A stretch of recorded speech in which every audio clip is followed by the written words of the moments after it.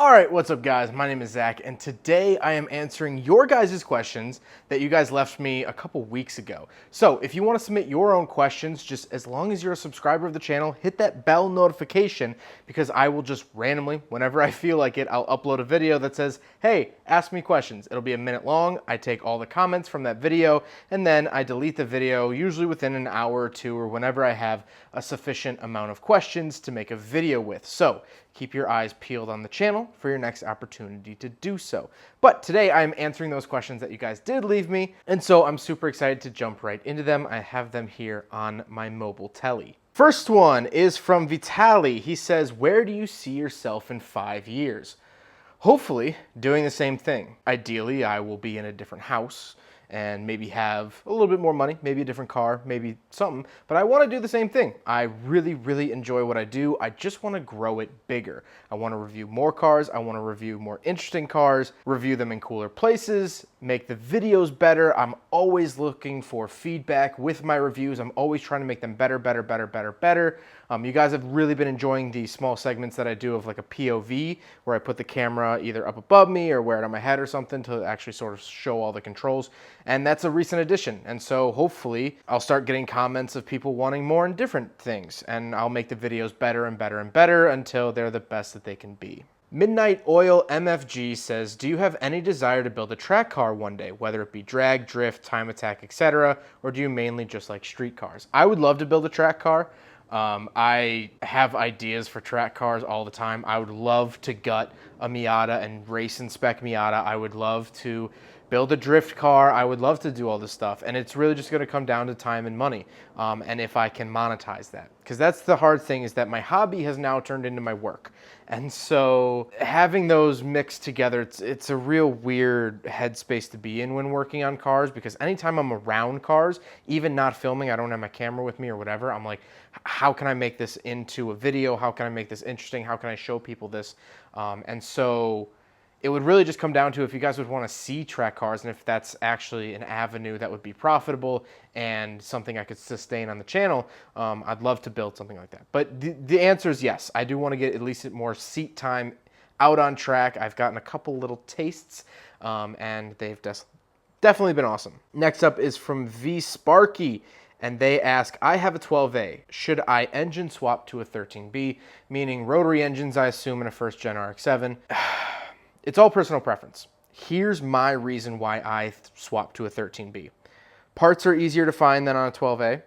Fuel injection makes more sense to me than carburation. However, I was driving this car, this 1931 Ford Model A, the other night, and we got the carburetor rebuilt, and we've been tweaking it, and we think we got it perfect. It was a beautiful night, and this thing ran better than my RX-7s have ever ran. So I seriously got home, and I'm like, maybe I should switch to a carb setup. I was thinking about it, but maybe not. Anyway, I like the parts availability of a 13B because it is from a second gen RX-7, a lot more parts and a lot more modifiable parts at that. Zane says, best first car, C33 Laurel or A31 Safiro or FB or FC RX-7? I'm gonna go with the Laurel as a good first car. First of all, I believe they're all 4-doors. If there's a coupe, get the 4-door. They're good first cars for living life. In a Laurel, you can drive it every day. They're not going to be very high maintenance. They are going to be hard to find parts. That is one positive of an FB or FC over a C33, is that the C33 was never sold here at all. At least RX-7s were sold here at some point. But as like a daily driver, first car, you're going to have to do everything. You're going to have to take this car to prom. You're going to have to take this car to work. I would say the C33. Lil Timmy XIE says, what are you going to buy after the Mazda? I assume this means my Mazda 3, but I'll answer it for both my RX-7 and Mazda 3. First of all, what I'm going to replace my Mazda 3 with is hopefully a coffin.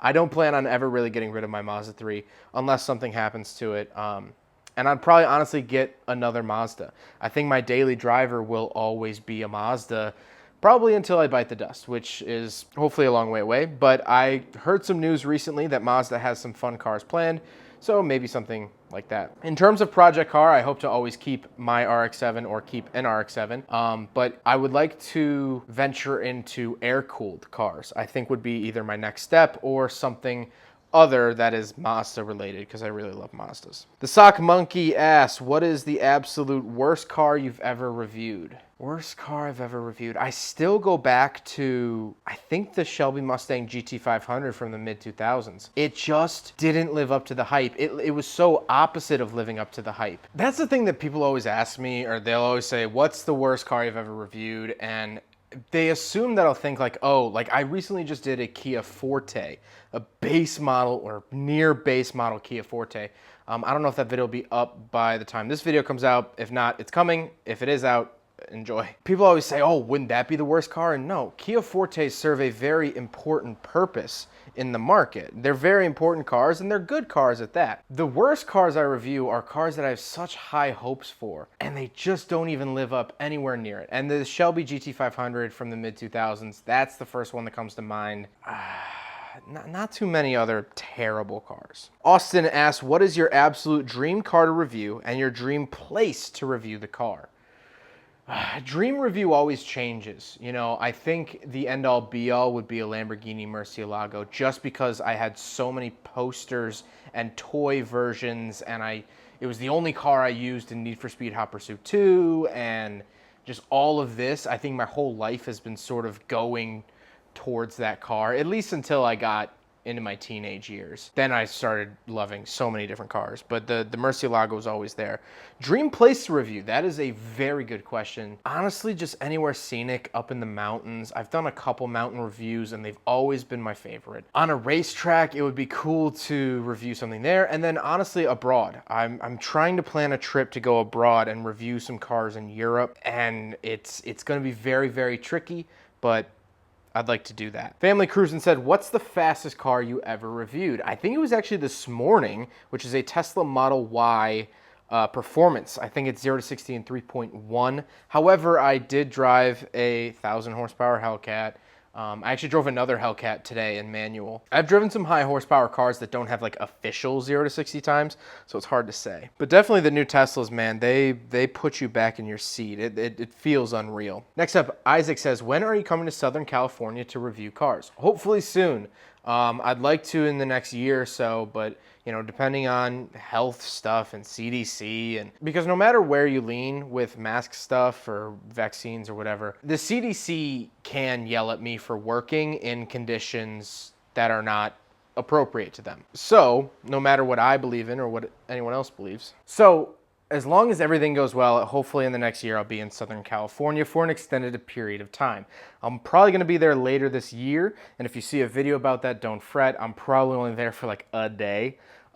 So keep your eyes peeled. I will always make a video announcing where I'm going when I'm doing a big trip, so you can get in on that. So just keep the bell notification on or whatever. To stay up to date on that. Adhesive says, what's a cheap sporty car for someone just starting out, preferably two-door? Honestly, the Scion FRS, BRZ, GT86, whatever it may be, those are fantastic cars. Civic SIs are great. Very, very good, very practical, and yet still sporty, fun to drive. Fiesta STs and Focus STs are pretty good, and they're coming down in price too, which is nice. From what I've heard, the Velociter N, although I haven't personally driven a Velociter N, that's what I hear, but you know, again, don't take my word for it, I haven't driven one. Miatas, if you can find them in the right price, NC Miatas are starting to become real big deals right now. You can get them for like a couple grand, which is really nice. NC Miatas are great. Yeah, I think that's all that really comes to mind. That's decently modern and cheap enough, but still sporty. One Relax says, what should I look for when buying an FC? Specific rust or something else? Always check for rust, main normal stuff, wheel wells, things like that. Just ask about the health of the engine. Really, most other stuff can be fixed unless the floorboards are gone. Most other stuff can be fixed. Ask about the engine. See if it's been rebuilt, if it's been rebuilt by who, things like that. I have a whole video about what to ask when you're looking to buy a Rotary. Next up, we have, what is the perfect first car for a young enthusiast? I just named this earlier. Like I said, GT86, BRZ, NC Miata. Honda Civic SIs are really fantastic. Focus ST, Fiesta ST. Emma asks, when are you going to review a 2007 Honda Accord versus 2006 Toyota Camry? I don't really do many comparison videos because you guys don't really seem to care. I've done a couple comparison videos and they didn't really do very well, so I try to stay away from that stuff sometimes. But if I have both of those on test, I would love to do so. Paulshin says, your last road trip video to Florida was your finest work in my opinion. Do you have any plans to make more videos like that? First of all, thank you. I did put a lot of effort into that video and I'm very happy how it turned out. Yes, I do. When I do trips, I'd like to share them with you guys. I missed traveling so much during the lockdown, and I'm very happy to be doing it again. And if I can do it in an interesting way and it's not too personal, I'd like to do that. Like I did take a 4,500 mile trip out to Colorado this summer, but that was just me and my girlfriend. And so I'm not really looking to publicize that sort of stuff. I wish I could have found some type of way to do so, but not without shoving a camera in her face, and that's just something I don't really want to do at this point. So travel vlogs that contain cars, absolutely. And last from Paul Shin, although we both know that YouTube could make a policy change that would make our videos no longer approved on the platform or just disappear one day or be replaced by the next big thing, do you have a backup plan in place for what if YouTube goes away? No, I don't. I don't have a backup plan. I think it's a little worrying, if I'm honest, but I think that platforms come and go. I think there's always going to be a platform. Whether I do or I feel like I do, which could be two different things, I seem to land on my feet, usually in most of these scenarios. I've made it this far on YouTube, which is still a relatively new platform.